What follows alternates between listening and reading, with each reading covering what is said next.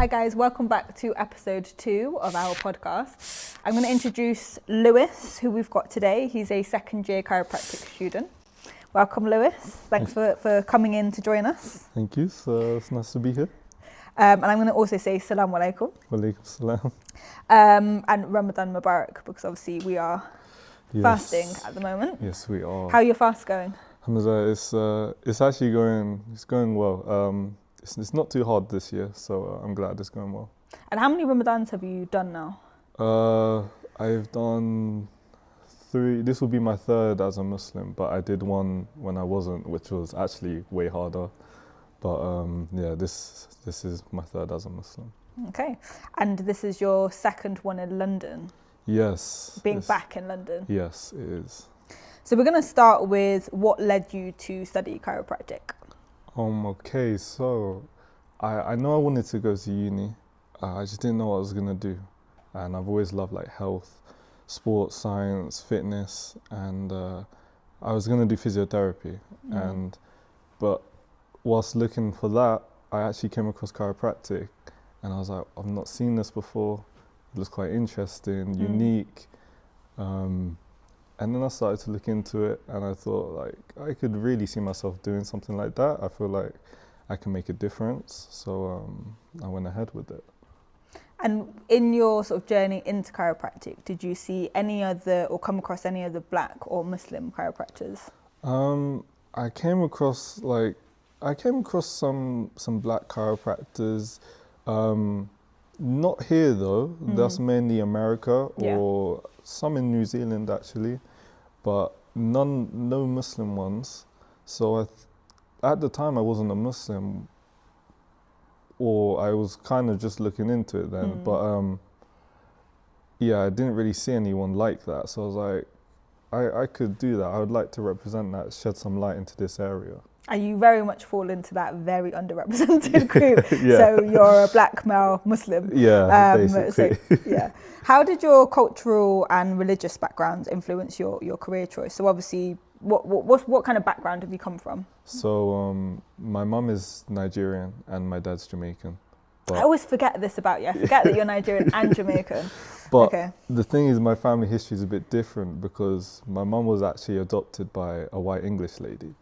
So we don't really know our Nigerian side that much. She's not really in touch with it at all. So it's kind of different. Like family history is a bit lost over there, but alhamdulillah, it's fine though. The way it influenced my decision, you kind of know like Caribbeans and Africans, they're like, don't take medicine, paracetamol, they don't want any of that. It's very holistic, isn't it? Yeah, it is. Very natural, very wanting to firm their way through it. So I guess this approach kind of allows me to do that. And it's a good way of bringing awareness as well, isn't it, to the Black, African and Caribbean cultures where we are non-invasive. We don't promote or prescribe medication. Obviously we can still refer via GP, but we are very much non-invasive. So it's quite a natural, holistic way. Okay, so did you have any concerns about entering a hands-on healthcare profession as a Muslim male? Yes and no, only because like segregation and stuff like that and our views on it. But I've spoken to people and like I'm not just doing it for the sake of it. I'm doing this to learn, to better myself, to make sure I have the right skill set. So when the time comes when I am qualified, then I can do more of my own views and practice how I would like to practice. But for now, like it's all educational purposes only. And we're all helping each other on this course be better. And we know obviously Islamically that helping one person is the same as the equivalent to helping all of mankind, right? And I think most people have that misconception coming into other healthcare professions that are outside medicine. They think, oh, it's not medicine, so therefore it doesn't have the same concept. But we know that concept does apply. Okay, so how do you manage prayer time? What time did you wake up today? Have you slept since you woke up? I woke up at 4:15 today to eat for suhoor. What did you eat? What did I have? I had some soup actually. Yeah, I had some soup and some bread. Okay. And how do you manage, obviously this is because it's Ramadan, you're waking up super early to obviously eat, unless you like midnight stacks, I don't know, you might do. How do you manage your prayer times, Salah, obviously around university lectures and so there's studying? Like on Croydon campus is quite good. So we have the multi-faith room, but you've also set up another space downstairs in the basement, which is right outside the room. So that's quite useful. I'll have like apps on my phone, and also the other classmates like Isa, we'll kind of just give each other a look, and I'm like, yeah, okay, I know it's time to pray. Like that, he knows that look as well. So yeah, me and Isa will just go and pray and then quickly come back. And it's quite easy to obviously just leave class, go and pray. And I don't want to disturb anyone, so I just leave silently, do my thing, and then come back. Obviously, I'm one of the Muslim lecturers, but do the other lecturers know now that you're just going off to pray and coming back? Yeah, I think they do. I mean, I don't always say anything, but I feel like they kind of assume it now. So yeah, there's no issues with that at all. Everyone's very accommodating. What you guys don't know is that we've actually shared the prayer timetable amongst our staff. Yeah, so our staff actually in chiropractic and actually across healthcare, they have the prayer timetable, so they know what time our students might go off to pray. So actually for some students they might go and pray and then just disappear. So it gives them an idea that, you know, that they also know that it only takes around 5 minutes. Okay, cool. So one of the other things I wanted to ask as well, so have you found university staff and classmates supportive of your religious needs? Yeah, 100%. Yeah, no doubt about it. Yeah, like everyone's been very supportive. There's not much for me to say for that, but you've got obviously friends in your year group, and I think that you mentioned, I know we've had conversations about this previously, but you're involved with the Islamic Society? Yeah, so LSBU's ISOC, the Islamic Society, is, I wasn't really involved in my first year, but second year I'm now part of the committee running events for Muslim brothers and sisters. Anyone's welcome. We make this clear. We've even done some collabs with the gaming society for like for like a games night. We'll have like FIFA, archery, stuff like that. But yeah, it's a really good to be part of the ISOC.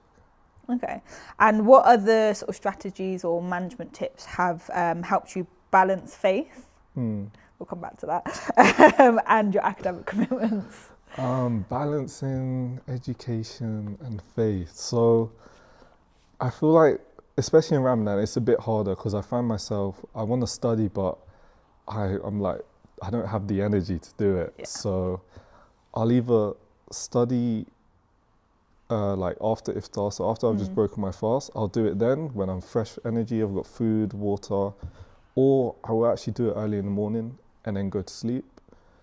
Sometimes I'll do like light stuff in the day where like I don't need to put too much brain power into it, I guess. But yeah, I feel like I've now kind of found a good balance. And we obviously start slightly later with, you know, where possible, our classes start around 10:30. Yeah. Do you think that's useful, obviously, whether we're inside Ramadan or even outside of Ramadan, for things like travel and sort of conserving energy? Earlier classes better?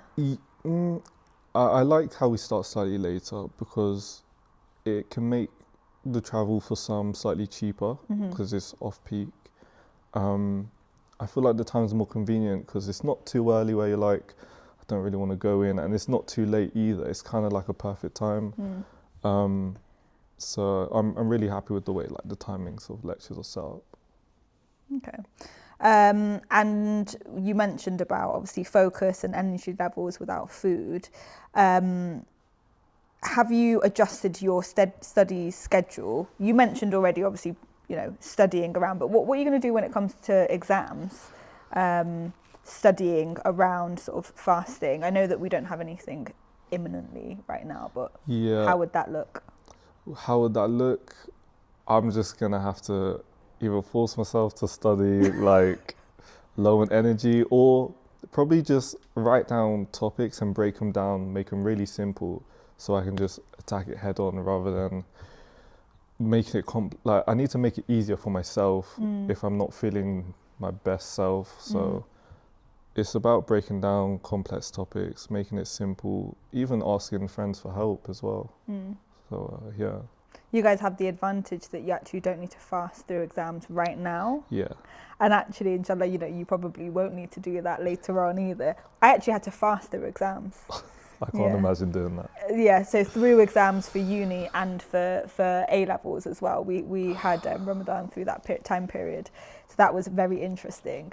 Okay, so being a male in a healthcare profession, a Muslim male, so we talked a little bit earlier about, you know, going into a hands-on profession. We know that chiropractic is very much hands-on.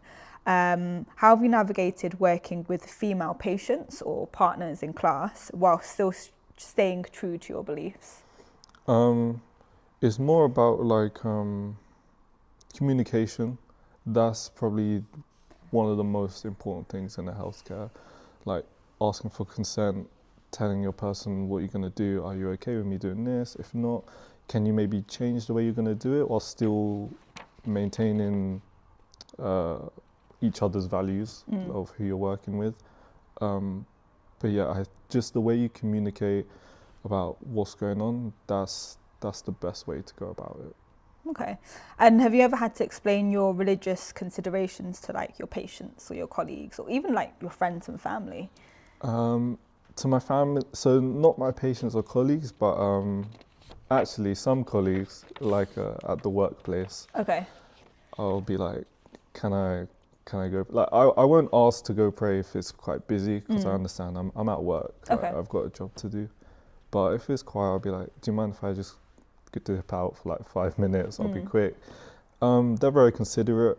And then family, being a revert, the only Muslim in my family, they don't know what's going on. So I've had to explain to them, talk to them. They've been very good, alhamdulillah. Like, they've asked questions, they've asked the right questions as well. So, yeah. You know, one of the conversations I've had with other colleagues across our healthcare sort of sector within LSBU, so we've obviously got all of the allied health professions across LSBU, but we seem to have this sort of hands-on issue when it comes to male practitioners. So it might even be things like general diagnosis, where you have to obviously uncover certain areas whilst you are learning. One of the questions I actually wanted to ask you is, how does your wife view what you're doing in terms of being hands-on in a hands-on profession or going into a hands-on profession? So she's very understanding. And like I said, she knows I'm doing all this for educational purposes. Like, she knows I love to help people. Like, she knows that about myself. So she knows what my aims are, my intention. That's like very important, is your intention, especially in Islam. So absolutely, she knows I'm doing it for the right reasons and why I'm doing it. So yeah. And we know that as healthcare professionals, we have to have practiced on both male and female patients by birth. Anatomically, we're speaking about here, just because the anatomy is very different. We know that physiologically it's very different as well. That's actually written across different healthcare professions, and also the General Chiropractic Council, obviously, who oversees us as chiropractors. What advice would you give to other Muslim men who might be hesitant about entering a healthcare profession, so outside of medicine, because of these specific concerns? So I would say, firstly, as a Muslim man, think of the reward. I think that's very important, because once you think of the reward, then think about your intention. Like, you want to help people. You could be doing like some real good for people. You can change people's life, especially improve their quality of life as well. So if you think about the rewards, set your intention right, I think you'll find that it's very inviting and you'll want to go into it. Do you think there should be more awareness around cultural and religious sensitivities in chiropractic education or in healthcare education? Not more awareness here. I feel like... So at LSBU, yeah, not more awareness. Yeah, not more awareness at LSBU. I feel like they cover it really well, which is pretty good. But maybe in some other institutions, maybe cover it a bit more. Okay. That's actually one bit that I wanted to talk to you about. So you did the foundation year, and you actually studied at a different institution, didn't you? Yeah. So you did your foundation year, you actually moved back to London, because obviously we know that you grew up in London. You grew up around here, right? For a little bit of my life, a while ago. But so I was born in Croydon. Okay. Mayday, or what's it called? Croydon College University Hospital now. But I left when I think I was 6 or 7. Oh wow, okay. And I moved to Aylesbury I moved to Wickham in Buckinghamshire. Oh, okay, fine. And then a little bit further out. Yeah, and then from Wickham to Aylesbury. And you moved back to London, having done the foundation year. What are the sort of big differences that you found between the two institutions, or settings maybe as well? So the main one is diversity. There wasn't really many people on my course that looked like me. I think there was 2 other people, and that was it. Okay. People around campus, there wasn't many that looked like me, but it's a nice place. But being here, the diversity, I don't want to say like more at ease, because I didn't feel uneased. It's just nice to see yourself in other people, if that makes sense, and be surrounded by people that just understand you already and can relate to you. Do you think there's enough representation of Black Muslim professionals in chiropractic? No. I don't actually know of many, if I'm honest. I don't know any off the top of my head. Yeah, so. not with both intersectionalities. No, I'm not sure of any. Maybe I could officially be the first. Who knows? I think you actually might be the first. In the UK, I think you actually could be the first. So, any advice to give to young Black Muslim students considering chiropractic but worried about some of the challenges that we've spoken about? I would say go for it, because it's beneficial not only for yourself but for other people. You can be really making like a big impact on people's lives. There's good reward in that. You will also be maintaining good intentions as well, which again, even more reward in that. So and they might be some of the first like you. Exactly. Like you can be inspiring others. So what do you hope will change in future regarding diversity and inclusion in chiropractic or in healthcare? I hope to see a few more people like me, to be fair, or at least more people spreading awareness that this is a pathway for you, not just for the people you might see on social media. Like you can also do this as well. I don't know, maybe more seminars or workshops, or just something about showcasing what it is we do and why. Yeah, that's something definitely to highlight. And where can listeners find resources, support or mentorship if they're interested in chiropractic but feel unsure? So you can go to to look at the course, you can go to the LSBU website and search up chiropractic. Mentorship, I think, is a... Have you had any mentors or sort of role models who have guided you? Not really. I mean, I would say my mum, but because she's the reason why I'm into health and fitness and stuff. She even said herself if she was younger, she would do chiropractic. Oh, what did your mum do? So she was a nurse. Okay. And now she does like kind of like a background extras support artist role. It's quite unique, but she's always been involved in health and fitness. So she's the reason, one of the reasons why I'm doing the course, to be fair. So yeah. So she would have been one of the reasons why you even looked into healthcare. 100%. Yeah, she's been a big role model for me. Oh, amazing. Any last words of encouragement to our listeners? I would personally just say, just go for it. There's no point staying on the edge.